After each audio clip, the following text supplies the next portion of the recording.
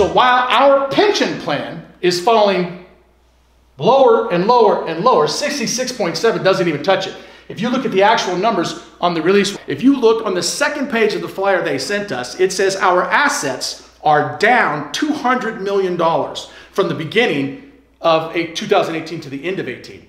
And our liabilities have certainly gone up. So even if the liabilities didn't go up, but the assets fell $200 million, we are not 66.7% funded. We are actually 63.8% funded as of right now, or at the end of 2018. And that's if and only if the liabilities didn't go up. But the liabilities surely went up, and the assets surely went down, so that number is probably fictional as well.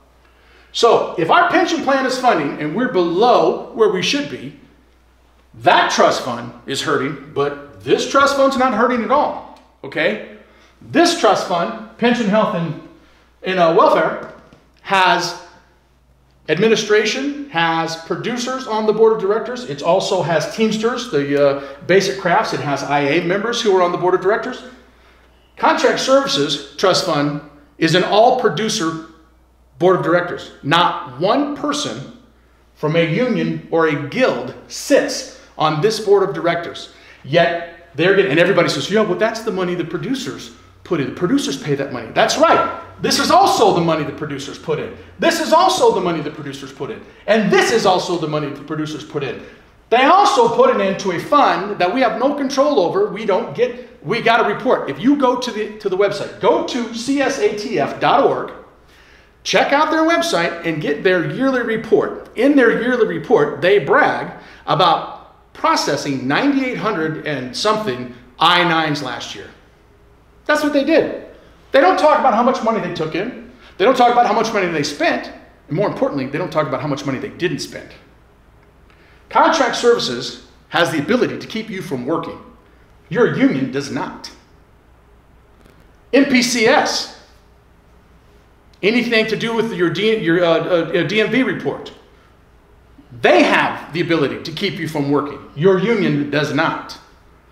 This is an entity run completely by management, and they have control over whether you work or not. If you're not rostered, that needs to change. Where's that money going? What are they using it for? And why does it have to double or more over a 5-year or 6-year period? Who agreed to that? And why isn't that being talked about? This is not our only issue, although this is an issue. Everyone needs to understand that these are actual numbers, these are actual percentages, and this is an actual number. What we're being told and what is actual are two different things. So this much we know all the numbers because we can read it. It tells us this. And the excuses that we're getting are well, there are two main excuses. Number one, the extra 10% that the producers put into, but that's no surprise. They accounted for that. And you decide for yourself. The other excuse is that they're writing off the losses from 2008. They have 10 years to write off the losses.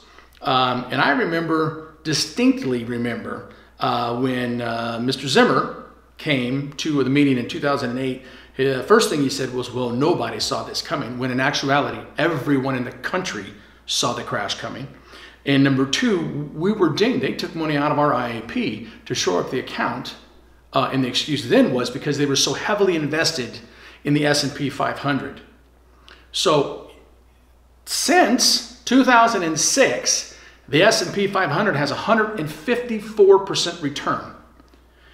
The Dow Jones in 2008, January 1st, 2008 was at 6,700, 6,600. It's right now at 25,000, 26,000, 4 times greater, and 154% return in the S&P 500.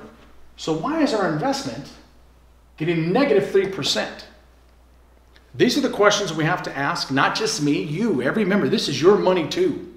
I just want to help bring it to light. I can't do this by myself. You guys have to go to the meeting and you have to have it explained to you because it's not making any sense to me at all. It's our money. We have the right to know where it is. We have the right to know what's going on with it. And we have the right to know what the plan is to fix it because this is clearly broken. And the narrative that they're pushing that it's not broken is a lie. It is an absolute lie.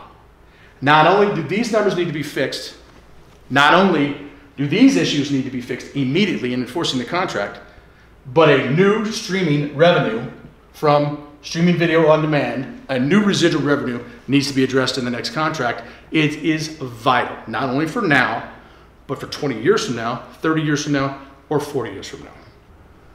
My name is Derek Hickson, and on behalf of myself and the Clean Slate, I thank you for your time.